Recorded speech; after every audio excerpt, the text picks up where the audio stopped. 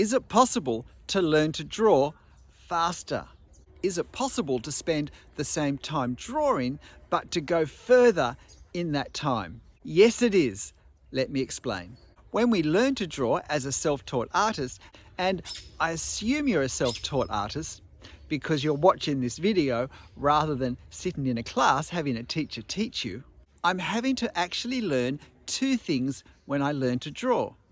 I have to learn to draw, but I also have to learn at the same time, because drawing is a skill, but learning is a skill as well. And just as there are better ways to learn to draw, there are better ways that we learn to learn.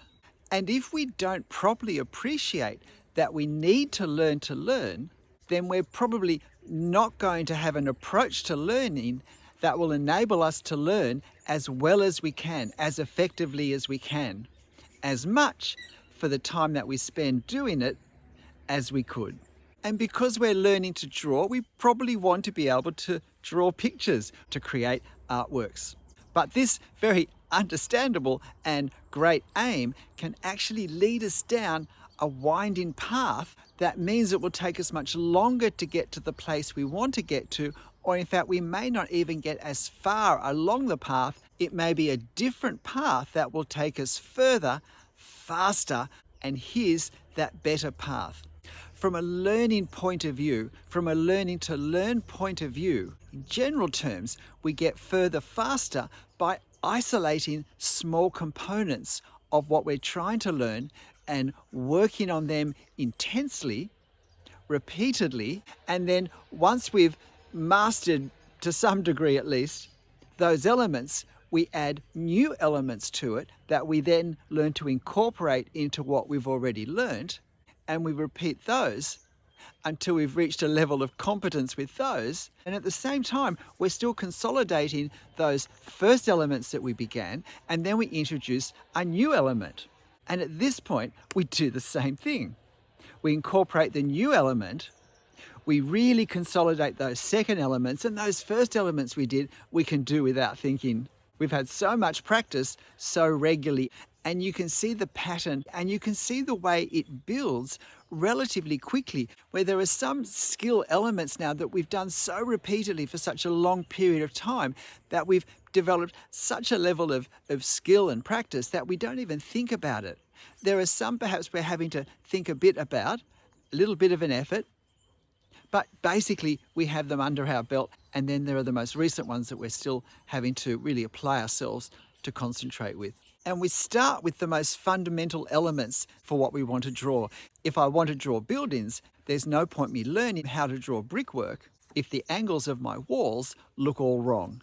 If I choose to do a 10-minute skill learning exercise every day instead of a 2-hour drawing once a week, then I'm probably going to learn those skills 10 times faster than I will with my weekly drawing. And it's not just because I'm doing them every day, but I'm only working on 1 or 2 skills in particular. But I'm also not having to do the full 2 hours of drawing, incorporating all the elements of a full drawing that I'm actually not working on at the moment, possibly don't need to work on, or I do need to work on, but I can't work on everything at once. It ends up being a tremendous time saver, as well as such an effective way to learn and build on our skills. And if I sit down for 10 minutes every day, I'm still remembering, perhaps even almost feeling the pen in my hand drawing whatever I did the day before, and that becomes my starting point.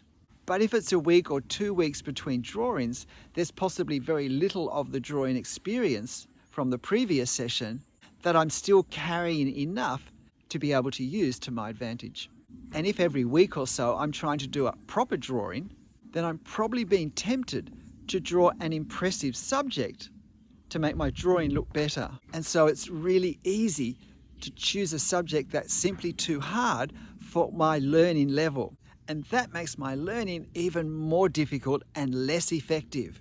And if I'm always doing lots of things not quite right in my big drawings, then I'm actually learning bad habits that at some stage, at best, I'll have to put time into learning to undo. At worst, I'll always have them with me. But if I'm working on skills, I can isolate those skills and perhaps just even work on them in basic shapes. And then I can add some basic elements to the perspective, a few windows and doors, and I can learn how to do those really well.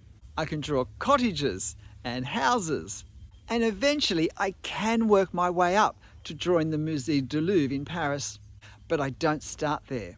I gradually increase not just the complexity of my subject, but also the complexity of all the other skill elements I've been learning, the perspective, the foreshortening, creating the effect of depth, and so on. And it still only takes me a short period of time every day, because most of what I'm needing to do, doing it this way, I've learned well how to do it correctly. And the new component is still relatively small every day. And then when I do my long 2-hour drawings, I've learned in one of my practice sessions how to create the effect of brickwork. I don't have to think about perspective because I've been doing that accurately for so long now that I can start to enjoy creating artworks. Not just the process of drawing, but also the creating of drawings that I feel proud of. G'day, I'm Stephen Travers. I hope you found this helpful. Please hit the like button if you have. But whatever you're doing, however you're learning, whatever processes you are using to develop your drawing skills, make sure you have fun. I'll see you next time. Bye.